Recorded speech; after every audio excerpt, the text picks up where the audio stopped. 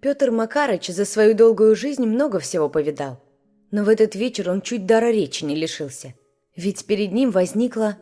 Впрочем, обо всем по порядку. Деревня Ивановка состояла всего из 5 десятков домов. До районного центра из нее можно было добраться либо на автобусе, который ходил раз в неделю, либо на электричке. Жили в деревне хорошие, но бедные люди. Конечно, многие мужики грешили пристрастием к выпивке. Но да это сейчас характерно для деревень. Среди всех дворов ухоженностью и красотой отличался двор Тамары. Женщина молодая, но уже давно разведенная. И с мужем она рассталась по собственной инициативе. Ведь он вел нетрезвую жизнь. Частенько руку на жену поднимал. После развода остался горький привкус в душе и маленький сынок Алеша. Тамара крутилась на огороде с утра до ночи. Полола, поливала, урожай собирала.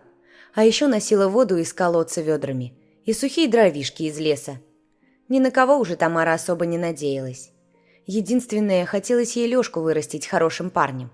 Он пока был дошкаленок, но мамочке помогал с хозяйственными заботами. На окраине деревни стояла хибара лесника Петра Макаровича. Все называли его просто Макарыч. Обязанности у него были разные. Дед любил свою работу и каждый день внимательно обходил свои угодья, чтобы навести в них порядок. Нравилось старику спокойное, размеренное житье. Нравилось ему рыбачить, собирать ягоду, грибы, да иногда настреливать себе рябчиков для супа. Жил он в одиночестве. Детей у него не было, а жена померла много лет назад. Макарыч был одним из немногих людей, с кем близко общалась Тамара. Они частенько сидели вместе в ее кухне за столом, пили чай с вареньем и обсуждали новости. «А что, Тамарка, жениха себе все еще не хочешь найти?» С хитрой улыбкой спрашивал ее лесник. Женщина махала руками и смеялась. «Нет, Макарыч, моя песенка спета по части личной жизни. Кого присмотреть-то, сам скажи. Ну не соседа же, который 2 женам всю жизнь испортил. Нет, я бы вышла замуж только за очень-очень приличного человека. А здесь таких днем с огнем не сыщешь. Все какие-то... Да что об этом говорить?» Лесник, понимающе молчал в ответ и продолжал чай отхлебывать. Только Тамара понимала, что в глубине сердца ей хотелось бы любви, но говорить об этом не решалась. Ведь это самое заветное ее желание. Так бы и продолжалась эта огородно-лесная история, если бы однажды Макарыч не заплутал. Не то чтобы он заблудился в лесу. Этого в принципе нельзя представить себе. Но вот он брел по своим проверенным тропкам, а потом с чего-то решил пойти левее, через заросли и дебри нехоженые. Приключений ему, что ли, захотелось? А точнее сказать, задумался он по дороге. Вспоминал последний разговор с Тамарой и бормотал себе под нос. «Как бы помочь-то красавице? Пропадает ведь девка без мужика. Будь я не я, если ничего не придумаю». Опомнился лесник только через полчаса, когда обнаружил перед собой полуразвалившуюся хижину. Она вся позаросла мхом и лишайником, стекла в окнах отсутствовали, а дверь оказалась заперта на амбарный замок. «Эва, куда меня ноги занесли!» — воскликнул старик и почесал голову. Он сообразил, что вышел за границу своих угодий и видит дом, о котором ходили легенды в Ивановке и близлежащих деревнях. Хижина эта принадлежала семье Савельевых, которые раньше скрывались от цивилизованной жизни именно здесь. Как припомнил лесник, Савельевы слыли странными людьми. Это была семейная пара – Карина да Максим. Сначала они жили и работали где-то в городе, но потом что-то непонятное случилось, и супруги приехали сюда, сами выстроили дом и заперлись ото всех. Поговаривали люди, что эта семья не от мира сего, но сам Макарыч считал иначе. Он ведь был типичным отшельником, никогда не любил суету и шум. На его взгляд, Карина и Максим просто хотели уединения и простоты, которая дарует душевную гармонию. Огорода около хижины никогда не было. Они занимались охотой и собирательством, тем и кормились. Иногда, правда, принимали продовольственную помощь от деревенских жителей. Сам Макарыч пару раз относил им по мешку картошки, но это было очень давно. Он, тем не менее, запомнил Карину. Бледную, молчаливую, худенькую, с грустными зелеными глазами. Колдунья, как пить сдать. Потом произошло трагическое событие, о котором ходило много домыслов и слухов.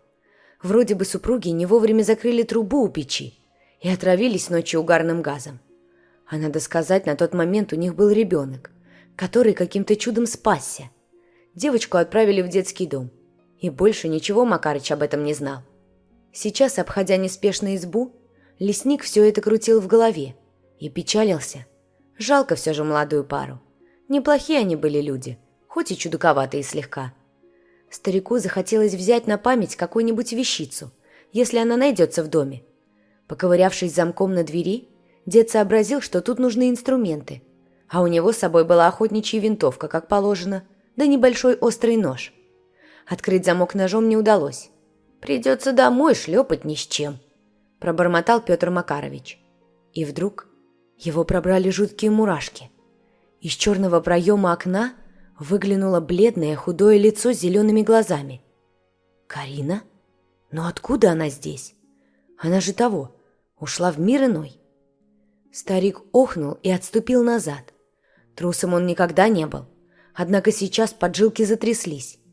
Девушка тоже изумилась, судя по ее виду. Она отпрянула от окна и затаилась в избушке. Через несколько минут напряженной тишины Макарыч не выдержал и крикнул: «Карина! Карина, это ты? Если это ты, выйди, я ничего тебе не сделаю. Я же лесник, помнишь?» В избушке что-то загрохотало, словно упала кастрюля. Хотя откуда там взяться кастрюли? В окне снова показалось бледное девичье лицо. Карина в упор смотрела на старика, а потом вдруг улыбнулась и ответила мягким голосом: «Я вас не знаю, а меня вовсе не Карина зовут. Я Василиса». Путем долгих переговоров удалось выманить девушку из дома. Поскольку дверь не открывалась никаким способом, Василиса вылезла через окно, продемонстрировав ловкость и сноровку. На вид ей было лет 14. Она была такая же худенькая, как Карина, и лицо просто один в один. Когда Макарыч представился ей по имени, завязался уже более спокойный разговор. Выяснилось вот что. Василиса была дочерью погибшей Карины и все свое детство провела в детском доме, но несколько лет назад ее удочерили. Стали они все жить в квартире Василисы. Ей она досталась от родителей. Уехав тогда в лесную хижину, родители квартиру не стали продавать, а просто закрыли. И вот она пригодилась. И все бы хорошо, семья, уют. Но мачеха издевалась над Василисой и заставляла выполнять всю черновую работу. Видимо, для этого и взяла она девочку из приюта. Ну и, естественно, из-за квартиры. У самой мачехи-то и жилья не было. Видимо, кто-то ей посоветовал удочерить девочку с жильем. «У нее 2 своих сына», — грустно рассказывала Василиса. «И, видимо, им нужна была служанка.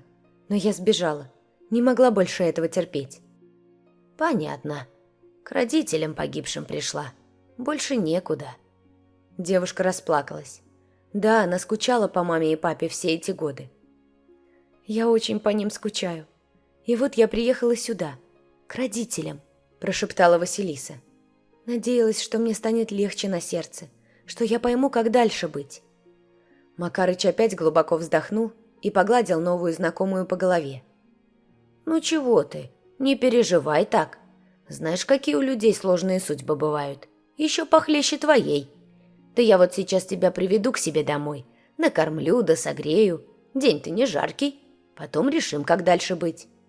Так Василиса, дочь погибшей Карины, оказалась в деревне Ивановке.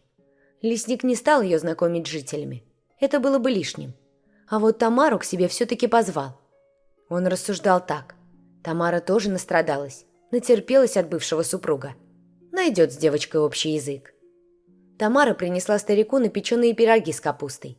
Налили всем горячего чаю, сели за столом, принялись знакомиться. Василиса умела поддерживать теплую беседу, что очень порадовало старика. Она не была какой-нибудь запуганной, хоть и натерпелась всякого.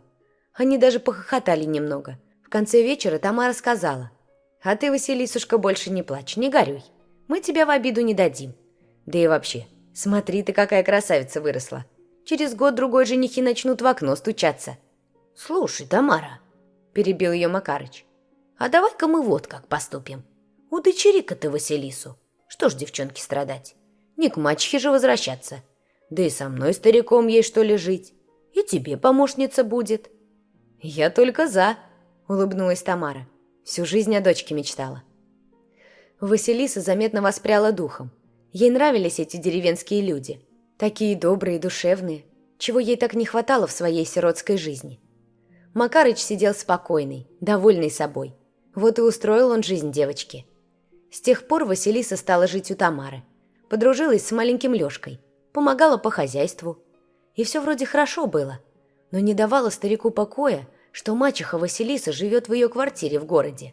Она там довольная живет и в ус не дует. Пропала девочка, а ей хоть бы хны. В квартирке чужой устроилась. Нет, надо что-то с этим делать. «А как ее выгонишь-то?» — грустно говорила Василиса. «Она тетка злая, сразу кричать начнет». «А на ее крики у нас управа есть. Сейчас я позвоню одному моему старому товарищу-юристу.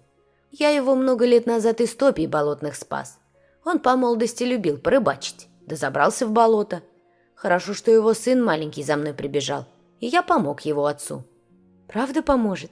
— растерянно спросила Василиса. «Конечно, внучка. Куда же он денется? Хорошие люди добро не забывают. Да и видимся мы с ним раз в год. Он приезжает с сыном все так же на рыбалку. Правда, последнее время его не было. Заодно узнаю, как он сам». Старик пошел звонить своему знакомому юристу.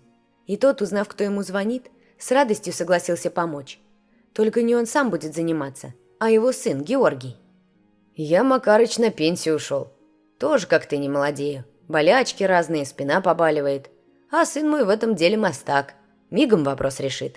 Я пришлю его на той неделе, и все обсудите на месте». «Спасибо, Яша. Я в тебе и не сомневался. Приезжай в гости. Через пару недель Хариус пойдет. В волю порыбачим». «Это я с удовольствием. Обязательно приеду». Макарыч с радостной вестью вернулся в дом Тамары. А через несколько дней к ним приехал Георгий. Он ознакомился с делом и сказал, что это все несложно решить.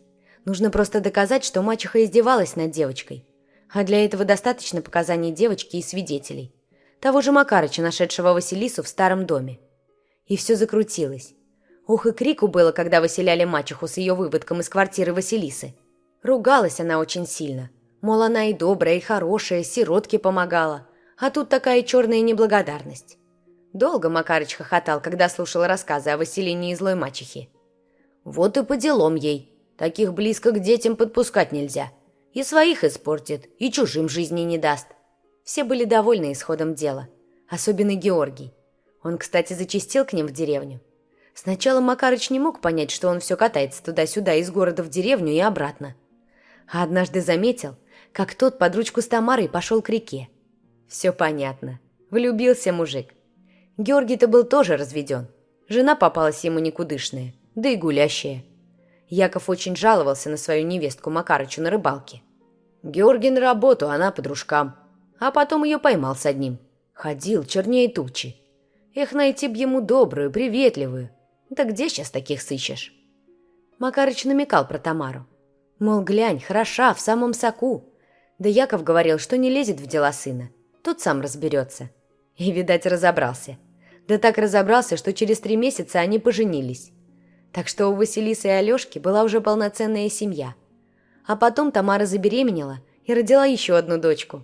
Стали они уже многодетными. И переехали жить в город Георгию. Макарыч тоже затеял кое-какие перемены. Пришло на ум старику, что одному жить не так весело, как вдвоем. Нет, жениться он не собирался, но вот песика себе завел. Лохматого друга назвал Цезарем. И теперь приучал к тому, чтобы пес ходил за ним по пятам.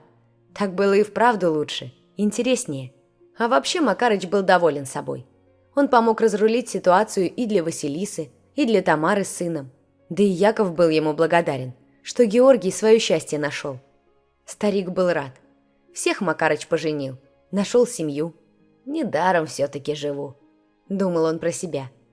И хоть без Тамары в деревне стало немного скучно, но старика согревала мысль о том, что он оказался действительно полезен людям. А через несколько лет к нему приехала Василиса с женихом. «Мы, дед, решили пожениться.